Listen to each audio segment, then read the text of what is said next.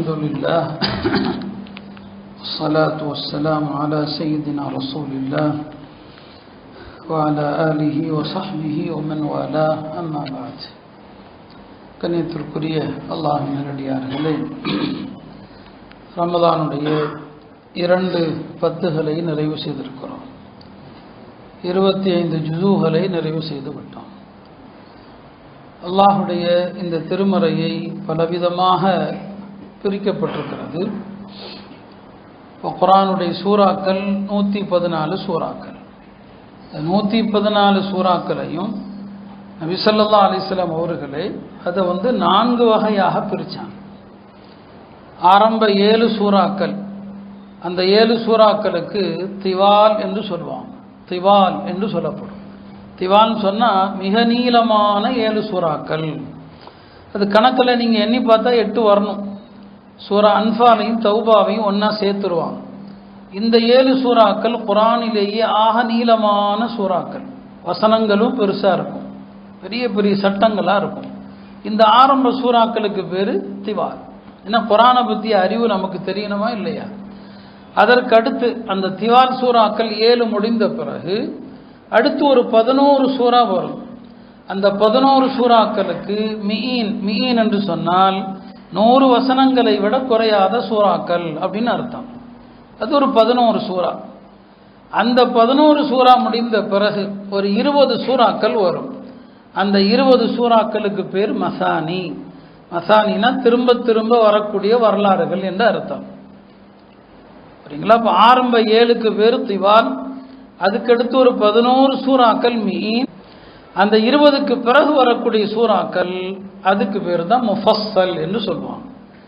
இந்த 4 வகையை நபி ஸல்லல்லாஹு அலைஹி வஸல்லம் அவங்களே பிரிச்சுட்டு சொன்னாங்க. இந்த ஆரம்ப திவால் 7 இருக்கு இல்லையா, அது அல்லாஹ் எனக்கு தௌராத்துக்கு பதிலாக கொடுத்தான். தௌராத்துக்கு பதிலாக ஆரம்ப 7 பெரிய சூறாக்களை அல்லாஹ் அதுக்கு பதிலாக கொடுத்தான். அதுக்கப்புறம் ஒரு 11 சூறா என்ன, மீன் 100 வசனங்களை கொண்ட சூறா, இதை அல்லாஹ் எனக்கு ஜபூருக்கு பதிலாக கொடுத்தான். அதுக்கப்புறம் ஒரு 20 சூறா சொன்னோம் பாருங்க, மசானின்னு சொன்னோம் இல்லையா, இதை அல்லாஹ் எனக்கு இன்ஜீலுக்கு பதிலாக கொடுத்தான். கடைசியில் உள்ள முஃபஸ்ஸல் இருக்கிறது, அதுக்கு நிகராக எந்த வேதமும் இல்லை. ஃபுஸ்ஸில்து பில் முஃபஸ்ஸல், முஃபஸ்ஸல் சூறாக்கள் அல்லாஹ் எனக்கு மட்டும்தான் கொடுத்தான்னு சொன்னான். இப்போ நாம் கொண்டிருக்கிறோம் இல்லையா, இப்போது ஓதிக்கொண்டிருக்கிறதெல்லாம் 3வது வகை, அதாவது மசானி வகை தான். அது நாளையோட முடியுது. அதுக்கப்புறம் ஹுஜராத்திலிருந்து முஃபஸ்ஸல், ஹுஜராத்திலிருந்து கடைசி சூரத்து நாஸ் வரைக்கும் என்னங்க முஃபஸ்ஸல்னு சொல்லுவாங்க. ஆக இப்படி 4 வகையான அமைப்பில் இருக்குதுங்க. இதில் என்னுடைய தனித்தன்மை என்ன, குர்ஆன் முழுக்க எங்கிருந்து ஓதினாலும் இனிமை தான் இல்லையா? இப்போ குர்ஆனில் ஆரம்ப 7 சூறான்னு சொன்ன பாருங்க, அதில் சட்டங்கள்லாம் இருக்குது. உதாரணமாக எந்தெந்த பெண்களை மனம் முடிக்கக்கூடாதுன்னு இருக்குது.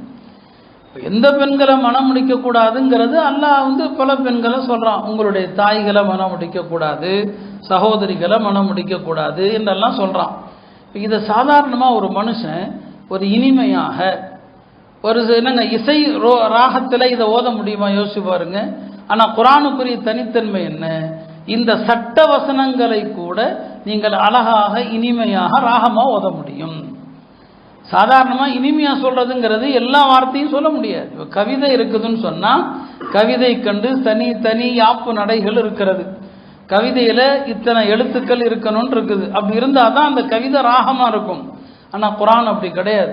அப்போ அல்லாஹ்வுடைய இந்த திருமறை எவ்வளோ பெரிய அற்புதம்னு சொன்னால், இதில் வரக்கூடிய சட்ட வசனங்களையும் இனிமையாக ராகமாக ஓதலாம். இதில் வரக்கூடிய உபதேசங்கள், அறிவுரைகள், மறுமையை பற்றி வருது, அதையும் ராகமாக ஓதலாம். அப்படித்தான் இந்த 4 வகையான சூறாக்கள். ஒவ்வொரு சூறா ஒவ்வொரு அழகு. அதில் கடைசி வகை தான் முஃபஸ்ஸல் என்று நபி ஸல்லல்லாஹு அலைஹி வஸல்லம் சொன்னாங்க. அருமையானவர்களே, குர்ஆனை பற்றிய விஷயங்களை நாம் தெரியணும். அப்போ தான் குர்ஆன் மீது நமக்கு பற்று அதிகமாகும். அருமையானவர்களே, ஆக இவ்வாறாக நாம் 25 ஜுஸூகளை கடந்திருக்கிறோம். இன்னைக்கு நாம் கிட்டத்தட்ட 5 சூறா ஓதி இருக்கிறோம். ஆரம்பத்தில் சூரா ஃபுஸ்ஸிலத் ஓதப்பட்டது. அதற்கு பிறகு 2வது சூரா அஷூரா என்னங்க ஓதப்பட்டது, ஜுஹ்ருஃப் ஓதப்பட்டது, துஹான் ஓதப்பட்டது, கடைசியாக ஜாசியா ஓதப்பட்டது. குர்ஆனுடைய சூறாக்கள் அதன் பெயரெல்லாம் தெரியணும். சூரா துஹான் குர்ஆனில் உள்ள அதிகமான நன்மைகள் கூறப்பட்ட ஒரு சூறாக்கள்ல துஹானும் ஒன்று. யார் இரவுல சூரா துஹான் ஓதுவாரோ 70,000 மலக்குகள் காலையில் அவர் எழுந்திருக்கிற வரை அவருக்காக துவா செய்த வண்ணம் இருக்கிறார்கள். சூரா துஹான் ஓதினீங்கன்னா இரவுனா மக்ரிப்ல இருந்து ஃபஜ்ருக்குள்ள எப்போ ஓதினாலும் சரி 70,000 மலக்குகள் அவருக்காக துவா செய்த வண்ணம் இருக்கிறாங்க. எவ்வளோ அற்புதமான ஒரு சிறப்பு அருமையானவர்களே. இந்த ரமலானுடைய கடைசி 10ல் விழித்திருந்து செய்யக்கூடிய அமல்களில் துஹான் ஓதுகிற ஒரு பழக்கத்தையும் கொண்டு வாங்க அருமையானவர்களே. ஆக இப்படி 2 10கள் நிறைவாகி 3வது 10ஐ நாம் அடைந்து விட்டோம். நாளை தினத்திலிருந்து 21வது இரவு என்னங்க ஆரம்பிக்குது. இந்த நேரத்தில் கொஞ்சம் நாம் இந்த இஅ்திகாஃபுடைய கடைசி 10னுடைய சட்டங்களை தெளிவுபடுத்த விரும்புகிறேன். நபி ஸல்லல்லாஹு அலைஹி வஸல்லம் அவங்க பொதுவாக ரமலானில் அதிகமாக வணக்கங்களில் ஈடுபாடு காட்டினாலும் கடைசி 10ல் ரொம்ப அதிகமாக ஈடுபாடு காட்டுவாங்க. அதை சஹாபிகள் சொன்னாங்க, இதா தஹலல் அஷ்ரு, கடைசி 10 வந்து விடுமானால் நபி ஸல்லல்லாஹு அலைஹி வஸல்லம் அவங்க ஷத்த மீஸரஹு, அதாவது வணக்க வழிபாடுகளில் ரொம்ப தீவிரம் காட்ட ஆரம்பிச்சிருவாங்க. வஅஹ்யா லைலஹு, இரவெல்லாம் விழித்து தான் இருப்பாங்க. வஅய்கத அஹ்லஹு, குடும்பத்தாரை எழுப்பி வணக்கத்தில் ஈடுபடுவாங்க. 10 காலங்களில் நஃபிலான வணக்கங்களுக்கு குடும்பத்தாரை எழுப்ப மாட்டாங்க, ஆர்வம் ஊட்டுவாங்க. அவங்களாம் இன்றி தொழுதாதான். ஆனால் ரமலான் கடைசி 10ல் குடும்பத்தாரையும் எழுப்பி வணக்கத்தில் ஈடுபடுவாங்க. இன்னொரு ஹதீஸில் வருது, நபி ஸல்லல்லாஹு அலைஹி வஸல்லம் அவர்கள் ரமலானுடைய கடைசி 10ல் முந்தைய நாட்களில் காட்டாத ஈடுபாட்டை வணக்கத்தில் காட்டுவாங்கன்னு சொல்லி. நம்ம நிலைமை என்னங்க, கடைசி 10ல் தான் இருக்கிறதும் சேர்ந்து போயிடுது. ஏன்னா கடைசி 10ல் பெண்கள் பொருட்கள் வாங்கிறது என்று கடைகளில் குழுமி நிற்கிறாங்க, கூட்டமாக நிற்கிறாங்க. கடைசி 10ல் தான் நாம் ஈதுக்கான தயாரிப்புங்கிற பேரில் வணக்கத்தில் காட்ட வேண்டிய ஆர்வங்கள் எல்லாம் அந்த பக்கம் நம்முடைய கவனம் போகுது. வாழ்க்கையில் இதுவரைக்கும் பல ரமலான் அப்படி ஆகி இருக்கலாம், ஆனால் இந்த ரமலான் அப்படி தவற விட்டுறாதீங்க. இந்த கடைசி 10 நாட்களை அதிகமாக நாம் இபாதத்தில் ஈடுபட முயற்சி செய்யணும். அல்லாஹ் தௌஃபீக் செய்யணும். யோசிச்சு பாருங்க, உலகத்தில் எவ்வளவு பகுதி நிம்மதியாக இப்போ நாம் தொழுத மாதிரி தொழ முடியுமா? யோசிச்சு பாருங்க. இன்னைக்கு ஈரானில் அவங்க வேற கொள்கை, அது வேறு விஷயம். அவங்களால நிம்மதியாக தொழ முடியுமா? இந்த ரமலான் அவங்களுக்கு நிம்மதியாக இருக்குதா? இல்லை. அரபு நாடுகளை பூரா பாருங்க, எல்லாருடைய ஃபோன்லையும் எப்போ அவன் ஏவுகணை வீசுறானோ அப்போ ஒரு அலாம் ஒன்று ஒலிக்கும். ஏவுகணை வருது, பார்த்து உஷாராக இருந்துக்குங்க, வெளியே போகாதீங்கன்னா. நம்ம சொந்தக்காரங்களாம் இருக்கிறாங்க, என்கிட்ட ஃபோன் பேசும்போதே கேட்குறாங்க, இப்போ ஒரு சத்தம் கேட்குதான்னு சொல்லி. இல்லையப்பா என்ன, இல்லை ஏவுகணை வந்துட்டு இருக்குதுன்னு சொல்லி அலாரம் கொடுக்குறான்னு சொல்லி. தராவி தொழுதுட்டு இருக்கிறாங்க, சத்தம் வருது. எல்லார் மனசுலையும் பீதி, பயம். ஜும்மா தொழுகையில் இருக்கிறாங்க, சத்தம் வருது, பீதி. அப்போ எவ்வளவு பீதியில் அச்சத்தில் அவங்க இருக்கிறாங்க. அது மாதிரியான இந்த சூழலையா நம்ம இருக்கிற முதல்ல இதற்கு நன்றி செலுத்த வேண்டும்.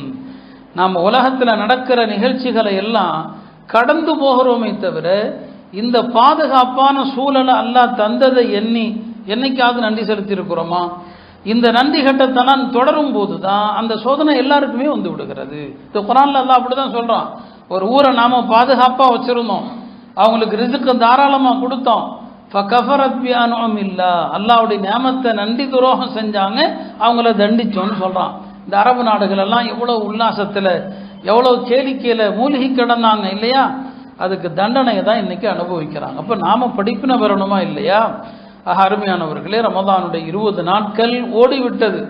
நாம் ஒவ்வொருத்தரும் தான் சுய விசாரணை பண்ணணும், எப்படி இந்த 20 நாட்கள் நாம் கடந்தோன்னு சொல்லி. இந்த கடைசி 10 நாட்களை அல்லாஹ்வுக்கு பொருத்தமான அமல்களில் ஈடுபடுவதற்கு முயற்சி செய்வோம். ரசூல் ஸல்லல்லாஹு அலைஹி வஸல்லம் அவ்வளவு கடுமையாக ஈடுபாட்டு காட்டுவாங்க. இந்த ரமலானுடைய கடைசி 10ல் முதன்மையான அமல் எது அப்படின்னா இஅ்திகாஃப் தான். இஅ்திகாஃப் அப்படிங்கிறது சாதாரண அமலு கிடையாதுங்க. அது வெளிப்படையாக சொல்லிடலாம். பள்ளிவாசலில் இருக்கிறது அப்படிங்கிறது இருக்கு பாருங்க. பள்ளிவாசலில் ஒருத்தன் சும்மா இருந்தாலே அது பெரிய வணக்கம் தான். பள்ளிவாசலில் சும்மா உட்கார்ந்தாலே போதும், பெரிய வணக்கம் அது. பாருங்க, ஹதீஸில் வருது, சஹீஹ் புகாரியில் வருது, நாளை மறுமை நாளில் மஹ்ஷர் மைதானத்தில் இல்லையா, சூரியன் பக்கத்தில் வந்துடும். அப்போ எல்லாரும் வேர்வையில் குளிப்பாங்க, வாய் வரைக்கும் காது வரைக்கும் வேர்வை. மனிதர்களுடைய வேர்வைகள் பூமியில் 70 முழம் வரைக்கும் ஆழத்தில் போயிடுமா. 70 முழம் வரைக்கும் போகணும்னா அப்போ அந்த வேர்வையில் கப்பலை ஓட்டலாம். அந்த வேர்வையில் என்னங்க, கப்பலை ஓட்டலாம். அவ்வளவு பெரிய வேர்வையில் மக்கள் எல்லாம் மஹ்ஷர் மைதானத்தில் இருப்பாங்க. சூரியன் எல்லாருடைய தலைக்கு பக்கத்தில் இருந்தால் எப்படி இருக்கும்? அப்போ அங்கே நிழலே கிடையாது, ஒரு நிழலை தவிர. அது யாருடைய? அல்லாஹுடைய அர்ஷுடைய நிழல். இந்த அர்ஷுடைய நிழலை தவிர அங்கே வேற எந்த நிழலும் இருக்காதுங்க. இப்போ அந்த நிழல்ல அல்லாஹ் சிலருக்கு இடம் கொடுக்குறான். அதுல ஒருத்தர் யாரு, ஒரு கூட்டம் யாருன்னு சொன்னா, கல்புஹு முஅல்லகுன் ஃபில் மசாஜித், அவருடைய இதயம் பள்ளியோடு தொடர்புடையதாக இருக்கும். இப்போ யோசிச்சு பாருங்க, பள்ளியோடு அவருடைய இதயம் தொடர்பில் இருக்கும் அப்படின்னா வெளியில இருக்கிறார், வீட்டில் இருக்கிறாரு, கடையில் இருக்கிறார், பள்ளியோட தொடர்புல இருக்கிறார். நான் பள்ளியை பத்தி சிந்தனை, எப்போ வாங்க சொல்லுவாங்க பள்ளிக்கு போகணும், பள்ளியுடைய தொடர்புல இருந்தாலே அவருக்கு அல்லாஹ்வுடைய அர்ஷுடைய நிழல்ல இடம் கிடைக்கும்னு சொன்னா, ஏத்திகாஃப் இருக்கிறவங்க எங்க இருக்கிறாங்க? பள்ளிக்குள்ளேயே இருக்கிறாங்க. அப்ப இவங்களுடைய சிறப்பு எந்த அளவுக்குன்னு யோசிச்சு பாருங்க. எவ்வளவு பெரிய சிறப்பு இவர்களுக்கு கிடைக்கும் என்பதை நீங்க யோசிச்சு பாருங்க. பள்ளியில் இருப்பது சாதாரண அமல் கிடையாது, அது அவ்வளோ உன்னதமான ஒரு அமல். நான் ஏற்கனவே ஒரு ஹதீஸை நான் சொல்லியிருப்பேன், ஒரு அற்புதமான ஹதீஸ். அது இப்னு அப்பாஸ் சொல்லுவாங்க, நபி ஸல்லல்லாஹு அலைஹி வஸல்லம் சொன்னாங்க, நேற்று இரவு அல்லாஹ் என்னிடம் வந்தான், அல்லாஹ் என்னிடம் வந்தான்னு சொன்னான். வந்து அல்லாஹ் என்னுடைய தோள்களில் கை வைத்தான்னு சொன்னாங்க. அல்லாஹ் கை வைத்ததனுடைய அந்த குளிர்ச்சி என்னுடைய மார்பகங்களில் நான் உணர்ந்தேன் என்று யார் சொல்றாங்க? நபி ஸல்லல்லாஹு அலைஹி வஸல்லம் சொல்றாங்க. பிறகு நபி ஸல்லல்லாஹு அலைஹி வஸல்லம் அவங்கள்ட்ட அல்லாஹ் கேட்கிறான், முஹம்மது ஸல்லல்லாஹு அலைஹி வஸல்லம், வானவர்கள் பேசிக் கொண்டிருக்கிறார்கள் ஏதோ ஒரு விஷயமாக, அது என்னவென்று உங்களுக்கு தெரிகிறதான்னு கேட்கிறான். வானவர்கள் பேசுறது தெரியுதான்னு சொல்லி. இப்போ நபி ஸல்லல்லாஹு அலைஹி வஸல்லம் சொல்றாங்க, இல்லை எனக்கு தெரியலன்னு சொல்லி. இப்போ அல்லாஹ் கை வைக்கிறான் மறுபடி. இப்போ கேட்குறான், மாணவர்கள் என்ன பேசுகிறாங்க அப்படின்னு தெரியுதான்னு சொல்லி. அல்லாஹ் கை வைத்ததும் நபி ஸல்லல்லாஹு அலைஹி வஸல்லம் அவங்களுக்கு வானலோகத்தில் உள்ள எல்லா விஷயங்களும் தெரியுது, எல்லாமே தெரியுது. இப்போ எனக்கு தெரியுது, பேசுறது தெரியுது. என்ன பேசுகிறாங்க? வானவர்கள் பாவ பரிகாரங்கள் குறித்து பேசுகிறாங்க. கஃபாரா, என்னென்ன அமல் செஞ்சா பாவத்துக்கெல்லாம் பரிகாரம் அப்படிங்கிறத குறித்து பேசுகிறாங்க. அந்த பாவ பரிகாரத்தில் முதல் அமல் என்ன அப்படின்னு சொன்னா, அல் முக்ஸு ஃபில் மசாஜிதி, பள்ளிவாசலில் தங்கி இருப்பது. பள்ளியில தங்கி இருந்தா பாவங்களுக்கு பரிகாரம், பள்ளிவாசலுக்கு நடந்து வர்றது பாவங்களுக்கு பரிகாரம், ஒதுவ நிரப்பமாக செய்வது பாவங்களுக்கு பரிகாரம். இப்போ பாவ பரிகாரத்தில் முதலாவது என்னங்க? அல் முக்ஸு ஃபில் மசாஜித், இங்க பள்ளியில உட்கார்ந்தாலே பாவங்கள் பரிகாரம் ஆகுது. இப்போ யாத்திகாஃபுக்கு தனியா ஒரு நன்மையின் தேவையே கிடையாதுங்க. பள்ளிவாசல உட்கார்ந்து இருக்கிறதே பாவத்தை பூரா அழித்து மாய்த்து விடும் சொல்லி. அதே மாதிரிதான் நபி ஸல்லல்லாஹு அலைஹி வஸல்லம் சொன்னாங்க, ஒரு மனிதர் ஃபர்து தொழுதுட்டாருங்க, பள்ளிவாசல உட்கார்ந்து இருக்கிறார், சும்மா உட்காருங்க, ஒதுவோட உட்காருங்க. நீங்க ஒரு ஃபர்து தொழுதுட்டு பள்ளிவாசல்ல எவ்வளவு நேரம் உட்கார்ந்து இருக்கிறீங்களோ, ஒது முறியாம உட்கார்ந்து இருந்தா மலக்குகள் அவருக்கு துவா செய்யறாங்க, அல்லாஹும்ம ஃபிர் லஹு அல்லாஹும்ம ரஹம்ஹு, யா அல்லாஹ் இவர் பாவத்தை மன்னிச்சிரு, யா அல்லாஹ் இவருக்கு கருணை காட்டு. பாருங்க, பள்ளிவாசல சும்மா உட்கார்ந்து இருந்தா, நீங்க குர்ஆன் ஓதாம, நீங்க திக்ர் செய்யாம சும்மா தான் உட்கார்ந்து இருக்கீங்க, சும்மா உட்கார்ந்து இருந்தாலே மலக்குகளுடைய துவா கிடைக்குது. ஏத்திகாஃபில் இருக்கிறதுக்கு இதை விட பெரிய சிறப்பு என்னங்க இருக்குது? அருமையானவர்களே, அவ்வளவு உன்னதமான ஒரு அமல். நபி ஸல்லல்லாஹு அலைஹி வஸல்லம் அவங்க ரமலான்ல ஏத்திகாஃப் எதற்காண்டி இருந்தாங்க? லைலத்துல் கத்ர் வரும்போது பள்ளியில இருக்கணும். லைலத்துல் கத்ர் ரமலான்ல இருக்குது. அது எப்போ என்று நபி ஸல்லல்லாஹு அலைஹி வஸல்லம் உங்களுக்கு தீர்க்கமாக சொல்லப்படலை. ஆரம்பத்தில் ரமலான்ல இருக்குது. இப்போ ரமலான்ல இருக்குதுன்னு சொன்னா ரமலான் முழுவதுமே இருக்கலாமே. லைலத்துல் கத்ர் எப்போ வருதோ அப்போ நான் பள்ளிக்குள்ள இருக்கணும். இதான் யாருடைய ஆசை? நபி ஸல்லல்லாஹு அலைஹி வஸல்லம் ஆசை. அது எப்போ நான் உங்களுக்கு சொல்லப்படலை. ரமலான் ஃபர்ஸ்ட்லேயே அத்திகாஃப் உட்காந்துட்டான். ரமலான் ஃபர்ஸ்ட்ல உட்காந்துட்டான். ஒரு 10 நாள் இருக்கலாம், முதல் 10ல் ஒருவேளை லைலத்துல் கத்ர் இருக்கலாமே என்று முதல் 10 இருக்கிறான். முதல் 10 இருந்து விட்டு சரி வெளியே போகலாம் அப்படின்னு நினைக்கிறாங்க. ஜிப்ரீல் அலைஹிஸ்ஸலாம் வந்து சொல்றாங்க, லைலத்துல் கத்ர் இன்னும் வரல, லைலத்துல் கத்ர் இன்னும் வரல, அடுத்து வரப்போற இரவுகளில் இருக்குதுன்ட்டாங்க. சரி, அடுத்து வரப்போற இரவுனா சரி இன்னொரு 10 இருக்கலாம். 2வது 10ம் இருந்தாங்க. 2வது 10 ஏத்திகாஃப் இருந்து விட்டு சரி இதுல லைலத்துல் கத்ர் வந்திருக்கும், முடிச்சிடலாம் ஏத்திகாஃப அப்படின்னு நினைக்கிறாங்க. ஜிப்ரீல் அலைஹிஸ்ஸலாம் வர்றாங்க, லைலத்துல் கத்ர் இன்னும் வரல, வரப்போற இரவுல தான் இருக்குது. அப்படியா, சரி 3வது 10ம் இருந்துட்டாங்க. ஒரு மாசம் பூரா இருந்தாங்க. அதற்கு அடுத்த வருடங்கள்ல அவங்களுக்கு காட்டப்பட்டது லைலத்துல் கத்ர் ரமலானுடைய கடைசி 10ல் இருக்குது. எனவே அது முதற்கொண்டு ஹிஜ்ரி 2ஆம் ஆண்டு ரமதான் கடமையாச்சா, முதல் வருஷம் ஒரு மாதம் பூரா ஏத்திகாஃப் இருக்கிறாங்க. அதற்கு மறு வருஷத்திலிருந்து அவங்க வஃபாத் ஆகிற ஆண்டு வரை ஒவ்வொரு வருஷமும் கடைசி 10 ஏத்திகாஃப் இருக்கிறாங்க. ஒரு 2 வருஷம் விடுபட்டுடுச்சு. ஹிஜ்ரி 8ஆம் ஆண்டு மக்கா முக்கர்ரமாவுடைய வெற்றி பயணம். அந்த பயணத்திற்காக நபி ஸல்லல்லாஹு அலைஹி வஸல்லம் அவங்க ரமதானுடைய ஆரம்ப நாட்களில் புறப்படுறாங்க. ரமதான் முடிஞ்சு தான் திரும்புகிறாங்க. அந்த வருஷம் அவங்களால ஏத்திகாஃப் இருக்க முடியல. அது மக்கா வெற்றி, அப்புறம் தாயிஃப் அப்படியே கடந்து போயிடுச்சு. ஏத்திகாஃப் இருக்க முடியல பாருங்க, தவறி போச்சா இல்லையா? அதை என்ன செய்கிறாங்க, ஷவ்வாலில் தனியாக நோன்பு வச்சு ஏத்திகாஃப் இருக்கிறாங்க. ரமதானில் இருக்க முடியலன்னா ஷவ்வாலில் இத்தனைக்கும் அப்படி கதா செய்கிறது ஒன்றும் வாஜிப் இல்லை. ஆனால் ஒரு அமலை பழக்கப்படுத்திய பிறகு அந்த அமல் விடுபட்டுடுச்சுன்னு வைங்க, அதுக்கு ஏதாவது ஒரு மாற்று ஏதாவது செய்யாமல் நிம்மதியாக இருக்காது. யார் வணக்கசாலிகளுக்கு. இப்போ நபி ஸல்லல்லாஹு ஷவ்வாலில் என்ன செய்கிறாங்க, இருக்கிறாங்க. ஷவ்வாலில் இருக்கிறாங்க. இன்னொரு வருஷம் ரசூல் ஸல்லல்லாஹு அலைஹி வஸல்லம் அவங்க ரமதான் கடைசி 10 ஏத்திகாஃபுக்கு தயாராகிறாங்க. பொதுவாக நபி ஸல்லல்லாஹுடைய பழக்கம் என்னன்னா, பிற 21 மகரிபில் உள்ளே வந்துடுவாங்க. மகரிபில் உள்ளே வந்துடுவாங்க. ராத்திரி பள்ளிவாசல் வளாகத்தில் அமல் செஞ்சுக்கிட்டே இருப்பாங்க. அவங்களுக்காக ஒரு கூடாரம் ஒன்று அடிக்கப்பட்டிருக்கும். காலையில் ஃபஜ்ர் தொழுத பிறகு அந்த கூடாரத்தில் போய் ரெஸ்ட் எடுக்க ஆரம்பிச்சிருவாங்க. இதான் நபி ஸல்லல்லாஹு அலைஹி வஸல்லம் பழக்கம்.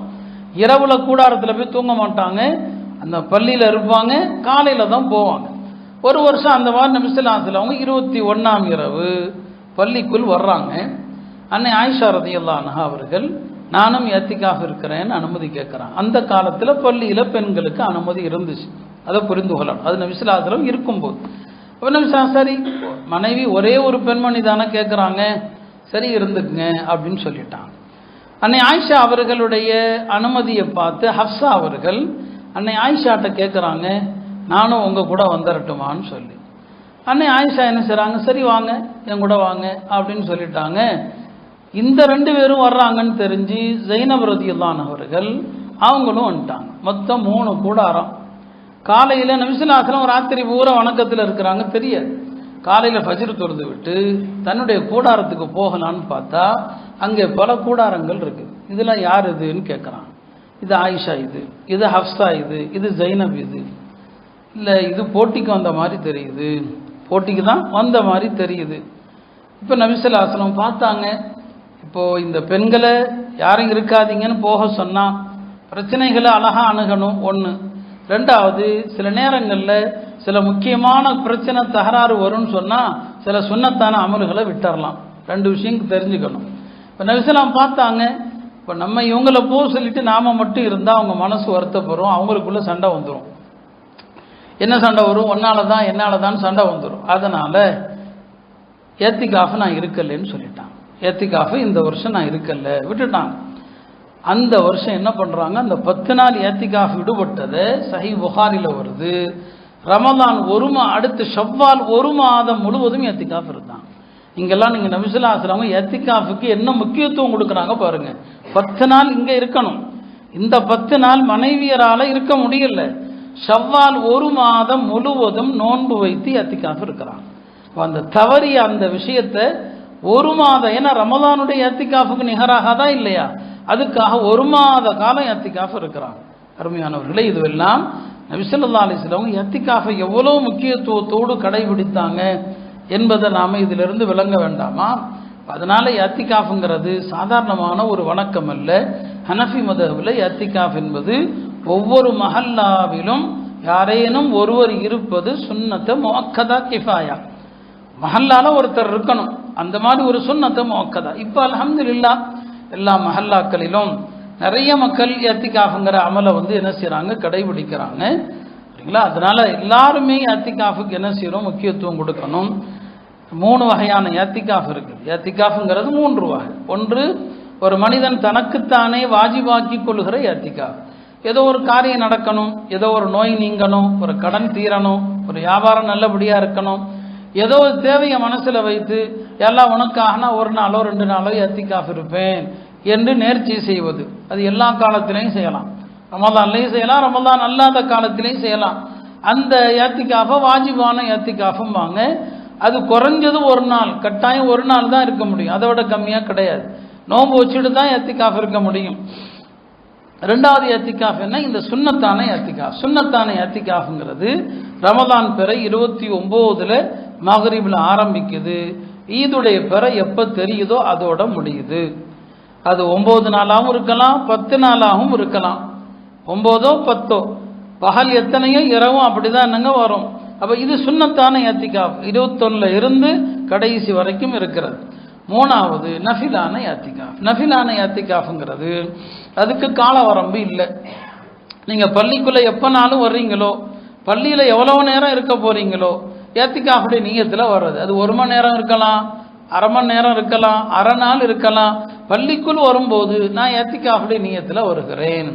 அதனால் எப்போவுமே பள்ளிக்குள்ளே வரும்போது ஏத்திகாஃபை நியத் செஞ்சுட்டு வாங்க. இப்போ நீங்கள் இஷாவுக்கு வந்தீங்க இல்லையா, ஒரு 8 மணிக்கு உள்ளே வந்தீங்க, 10:30 மணிக்கு வெளியே போகிறீங்க, ஏத்திகாஃபுடைய நியத்தில் நீங்கள் வந்திருந்தா நீங்கள் இருந்த இவ்வளோ நேரமும் ஏத்திகாஃபிற்குரிய நன்மையை நீங்கள் அடைஞ்சிருப்பீங்க.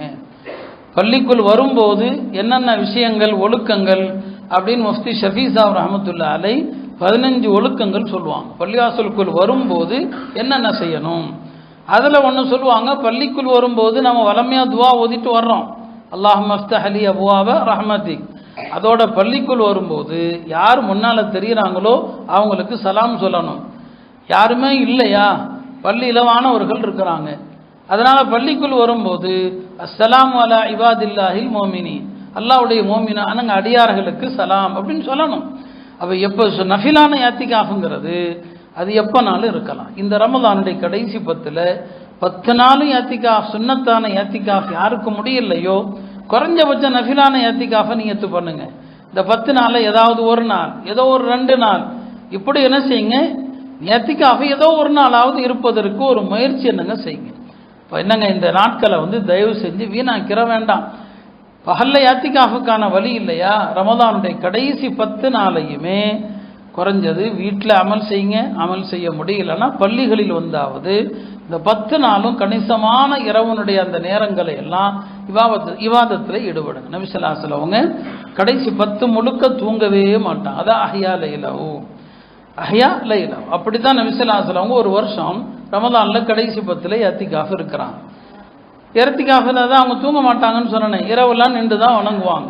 அப்படி ஒரு நாள் நின்று வணங்கும் போது தான் சஹாபாக்கள் சிலர் பெருமானாருக்கு பின்னால் சேர்ந்துக்கிட்டாங்க. பெருமானாருக்கு பின்னால் சேர்ந்துக்கிட்டாங்க. அவங்களும் சேர்ந்து என்ன செய்கிறாங்க, தொழுகிறாங்க. நபி ஸல்லல்லாஹு அலைஹி வஸல்லம் காலத்தில் தராவீஹ்ங்கிறது இந்த அமைப்பில் இல்லை. இது யார் கொண்டு வந்தது? உமர் ரலியல்லாஹு தான் கொண்டு வந்தாங்க. தனித்தனியாக தான் தொழுதுக்குவாங்க தராவீஹ். அப்போ நபி ஸல்லல்லாஹு அலைஹி வஸல்லம் ஏத்திகாஃபில் இருக்கும்போது தொழுகிறாங்க இல்லையா, பின்னால் ஒரு 2-3 பேர் சேர்ந்துட்டாங்க. மறுநாள் காலையில் மதீனாவில் அந்த பேச்சு வருது, இன்னார்லாம் நபி ஸல்லல்லாஹு அலைஹி வஸல்லம் பின்னால் தொழுதாங்களாமே அப்படின்னு சொல்லி. அடுத்த நாள் மதீனா முழுக்க இந்த பேச்சு பரவுதிலே கொஞ்சம் கூட்டம் அதிகமாகுது. நபி ஸல்லல்லாஹு அலைஹி வஸல்லம் தான் தொழுகிறாங்க, கூட்டம் அதிகமாகுது. 3வது நாள் மஸ்ஜிதே நிரம்பிடுச்சு. நபி ஸல்லல்லாஹு அலைஹி வஸல்லம் தொழுவாங்க, நாமெல்லாம் தொழ வேண்டும் அப்படின்னு மஸ்ஜிதெல்லாம் பள்ளிவாசலே நிரம்பிடுச்சு. நபி ஸல்லல்லாஹு அலைஹி வஸல்லம் அவங்க தன்னுடைய கூடாரத்துக்குள்ளே உட்காந்துக்கிட்டாங்க, வெளியே வரவே இல்லை. மக்கள் என்னென்னமோ செய்கிறாங்க, ஒருவேளை நபி ஸல்லல்லாஹு அலைஹி வஸல்லம் தூங்கிட்டாங்களோ அப்படின்னு கணச்சு பார்க்குறாங்க. சில பேர் சுப்ஹானல்லாஹ்னு சொல்லி பார்க்குறாங்க, சில பேர் கல்லெல்லாம் தூக்கி போட்டு பார்க்குறாங்க. எதுக்கும் நபி ஸல்லல்லாஹு அலைஹி வஸல்லம் ஆசை இல்லை. காலையில் ஃபஜ்ர் தொழுகைக்கு தான் வெளியே வர்றாங்க. ஃபஜ்ர் தொழுத பிறகு மக்களை எல்லாம் உட்கார வச்சு சொன்னாங்க, நேற்று இரவு நீங்கள் செய்த எல்லாவற்றையும் நான் அறிந்தேன். சில பேர் கணச்சிங்க, சில பேர் தஸ்பீ சொன்னீங்க, சில பேர் கல்லை தூக்கி போட்டீங்க, எல்லாம் எனக்கு தெரிஞ்சது. ஏன் வரல? 2 நாள் நான் யதார்த்தமாக தொழுதேன், என் பின்னால் மக்கள் சில பேர் யதார்த்தமாக சேர்ந்தாங்க, அது பிரச்சனை இல்லை. 3வது நாள் பள்ளியே கூடிடுச்சு. இப்படியே நான் தினசரி உங்களுக்கு ஜமாத்தாக தொழு வைத்தால் இந்த தொழுகையை அல்லாஹ் உங்கள் மீது கடமையாக்கி விடுவானோ என்று பயப்படுறேன். கடமையானா ஏற்கனவே 5 நேர கடமையும் இங்கே இழுத்துட்டு இருக்குதே. தராவீஹ் பார்க்குறோமா இல்லையா, ஆரம்பத்தில் கொஞ்சம் கூட்டம், அப்புறம் நடுப்பத்தில் பூரா காலி. ஃபரதா இருந்தால் என்ன இருக்கும் யோசிச்சு பாருங்க. இந்த உம்மத்தின் மீது அல்லாஹ்வுடைய தூதர் எவ்வளோ அன்பு வச்சுருக்கிறாங்க. நான் இன்றைக்கும் தொழுகு, அடுத்து தொடர்ந்து நான் தொழுதேன்னு சொன்னால் ஹஷீத்து அன் யுஃபரத அலைக்கும் கியாமு ஹாத ஷஹர், இந்த தராவீஹ் தொழுகை உங்கள் மீது கடமையாகி போயிடும். நான் தொடர்ந்து போகிறேன், கடமையாயிட்டால் அப்புறம் ரொம்ப சிக்கல். அப்போது இந்த தொழுகை விட்டாலும் நீங்கள் எல்லாம் பாவியாக போயிடுவீங்க, அதனால நான் விட்டுட்டேன்னு சொன்னாங்க. அவ்வளோதான். அந்த 2 நாள் அல்லது 3 நாள் தான் ஜமாத்தாக நபி ஸல்லல்லாஹு அலைஹி வஸல்லம் தொழுதாங்க. அதுக்கப்புறம் உமர் ரலியல்லாஹு காலத்தில் தான் மக்கள் தனித்தனியாக தொழுதுட்டு இருக்கிறாங்களே, எல்லாத்தையும் ஒன்றா சேர்ப்போன்னு சொல்லி சேர்த்தாங்க. அப்போ இந்த ஏத்திகாஃப் இருக்கிற நாட்களில் தான் நபி ஸல்லல்லாஹு அலைஹி வஸல்லம் அவங்க ஜமாத்தாக தொழுது அந்த நிகழ்வும் நடந்தது. எனவே அருமையானவர்களே, அல்லாஹ் தஆலா வாழ்க்கையில் நமக்கு இன்னொரு ரமலானுடைய கடைசி 10 வாய்ப்பை தந்திருக்கிறான். அல்லாஹ்வுடைய இந்த நியாமத்தை, இந்த சந்தர்ப்பத்தை பயன்படுத்தி இந்த 10 நாட்களிலும் நம்முடைய வாழ்க்கை எப்போதும் போல இல்லாமல் அமல்களை அதிகப்படுத்துங்க, திலாவத்தை அதிகமாக செய்யுங்க. ஒரு நாளைக்கு 3 ஜுது கணக்கு வைத்து இந்த 10 நாளில் ஒரு குர்ஆன் முடிங்க. இந்த 10 நாளில் ஒரு குர்ஆன் முடிங்க. ரமலானில் குர்ஆனுடைய தொடர்பு இல்லைன்னு சொன்னால் பெரிய கைசேதம் அது. அதனால ஒரு நாளைக்கு 3 ஜுது தாராளமாக ஓதுனா 10 நாளில் ஒரு குர்ஆன் என்ன செய்யலாம், முடிக்கலாம். இந்த 10 நாளில் அதிகமாக திக்ர் செய்யுங்க, அதிகமாக அல்லாஹ்ட்ட திக்ர் செய்யுங்க. இந்த 10 நாட்களில் நிறைய துஆக்கள் செய்யுங்க. இதான் இந்த நாட்களை நாம் செய்ய வேண்டிய அதிகமான அமல்கள். எல்லாம் அல்லாஹ் இந்த இறுதி நாட்களுடைய நேரங்களை வீணாக்காம அல்லாஹ் பொருந்தி கொள்கிற அமல்களோடு இந்த நாட்களை நிறைவேற்றுவதற்கு அல்லாஹ் தௌஃபீக் செய்வானாக. யாத்திகாஃபுடைய சட்டங்கள், இது யாத்திகாஃப் இருக்கிறவங்களுக்கு நாம் சொல்லுவோம். யாத்திகாஃப்னா என்ன? பள்ளியில் இருக்கணும், பள்ளியை விட்டு வெளியே போகக்கூடாது, பள்ளியை விட்டும் வெளியே போகக்கூடாது. தேவைக்கு தான், நிர்பந்த தேவையை தவிர வேற எந்த தேவைக்கும் போயிடக்கூடாது. பைத்துல் ஹலா போகிறோம், யாராவது சலாம் சொல்கிறாங்கன்னா நின்று பதில் சலாம் சொல்லக்கூடாது. நடந்துக்கிட்டே அப்படியே சொல்லலாமே தவிர நின்று அவங்க பேசக்கூடாது. சும்மா சாதாரணமாக என்னங்க, தொழுகைக்கு உதவு செய்கிறதுக்கு வெளியே போகலாம், ஆனால் நஃபிலான உதவுக்காக கூட வெளியே போகக்கூடாது. வெளியே போகக்கூடாதுங்கிறதான் யாத்திகாஃபுடைய பிரதான சட்டம். இப்போ கொஞ்சம் யாத்திகாஃப் இருக்கிறவங்க அதில் அலட்சியம் காட்டுறாங்க, வெளியே போயிடக்கூடாது. இப்போ வணக்கங்கள் சில வணக்கங்கள் மறந்து செஞ்சால் அந்த வணக்கம் முறியாது, சில வணக்கம் மறந்து செஞ்சால் முறிஞ்சு போயிடும். இப்போ நோன்பு வச்சுருக்கீங்க, நோன்பு வச்சுட்டு மறந்து சாப்பிட்டா நோன்பு முறியுமா? முறியாது. மறந்து சாப்பிட்டா முறியும். நபிஸ்லாம் சொல்லிட்டாங்க, ஒருத்தர் நல்லா சாப்பிட்டாருங்க, நோன்பு வச்சு நல்ல புரோட்டா கறி அடிச்சிட்டாரு, சாப்பிட்டு முடித்த பிறகு ஞாபகம் வருது. இப்போ நபிஸ்லாம் சொன்னாங்க, இது அல்லாஹ் கொடுத்த உணவுப்பான்னு சொல்லி. யார் கொடுத்தது? அல்லாஹ் கொடுத்தது. உண்மையாலுமே மறந்துட்டார். அப்படிதான் ஹஜ்ரத் அபூ ஹுரைரா இடத்துல ஒரு ஆள் வந்தார், சொன்னார், நான் நோன்பு வச்சுருந்தேன், என்னுடைய நண்பர் வீட்டுக்கு போனேன், அவர் கறியும் ரொட்டியும் தந்தார், நான் நோன்புங்கிறத மறந்து சாப்பிட்டுட்டேன்னாரு. சரி பரவாயில்லப்பா, பரவாயில்லை, விட்டு நோன்பு கூடும் அப்படின்ட்டார். அடுத்து சொன்னார், அப்புறம் கொஞ்ச நேரம் கழித்து என் வீட்டுக்கு போனேன், அவங்க பால் கொடுத்தாங்க, நோன்புங்கிறத மறந்துட்டேன், பாலை குடிச்சிட்டேன்னாரு.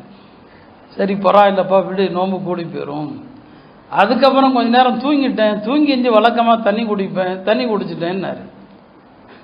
சொல்றது மறந்து தண்ணி குடிச்சிட்டேன்னாரு. சொன்னாங்க, உனக்கு நோம்புனா என்னன்னே தெரியாதுப்பா, போயிட்டு வந்துட்டான்.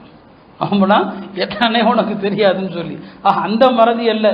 புரியுதா? அப்படி சில பேர் என்னங்க, உண்மையாலுமே ஒரு மனுஷன் மறந்துட்டான்னு சொன்னால் அப்போ அது அல்லாஹ் கொடுத்த ரிசுக்கு தான். அந்த ரிசுக்கு என்னங்க, அல்லாவே அவர் மீது இறக்கப்பட்டு இந்த அடியான் சாப்பிட்டு போகட்டும், இந்த அடியான் குடிச்சிட்டு போகட்டும். அதனால தான் நோன்பு வச்சுட்டு ஒரு நோம்பாளி மறந்து சாப்பிட்றாரு, தண்ணி குடிக்கிறாரு, அதை பார்த்தா நம்ம அவர்கிட்ட ஞாபகப்படுத்தலாமா? எங்க நீங்கள் நோம்புங்கன்னு சொல்லலாமான்னா சொல்கிறாங்க, வாலிபராக இருந்தால் சொல்லணும், வயசான ஆளாக இருந்தால் சொல்லக்கூடாது, பாவம் சாப்பிட்டு போகிறாரு. வயசான ஆளாக இருந்தால் பாவம் சாப்பிட்டு போகிறார், அல்லாஹ் கொடுத்த ரிசுக்கு சாப்பிடட்டும் அப்படின்னு விட்டுறணும். இள வயசுக்காரராக இருந்தால் சொல்லணும்னு சொன்னாங்க. அப்போ நான் சொல்ல வந்தது என்ன, சில வணக்கங்கள் மறதியினால முறியாது, சில வணக்கம் முறிஞ்சிடும். இஅ்திகாஃப் இருக்கிறவர் மறந்து வெளியே போனாலும் முறிஞ்சு போயிடும். பள்ளிவாசல் எல்லையை விட்டும் ஞாபகத்தோடு இல்லை, மறந்து வெளியே போனாலும் முறிஞ்சு போயிடும். அதனால் இஅ்திகாஃப் இருக்கிறவங்க இந்த பள்ளியில் இருக்கணும், பள்ளியை விட்டு வெளியே போயிடக்கூடாது. இதுதான் அடிப்படையான விஷயம். அதில் சில காரியங்களுக்கு வெளியே போகிற விஷயத்தில் கருத்து வேறுபாடுகள் இருக்குது. அந்த சட்டங்கள் இஅ்திகாஃப் இருக்கிறவங்களுக்கு சொல்லுவோம். இந்த விஷயங்களை எல்லாம் பேணி குறைஞ்சது ஒரு சில நாட்களாவது நஃபிலான இஅ்திகாஃபாவது இருப்பதற்கு நாம் முயற்சி செய்யணும். எல்லாம் அல்லாஹ் கபூல் செய்வானாக. வ ஆகிரு தஅவானா அல்ஹம்துலில்லாஹி ரப்பில் ஆலமீன்.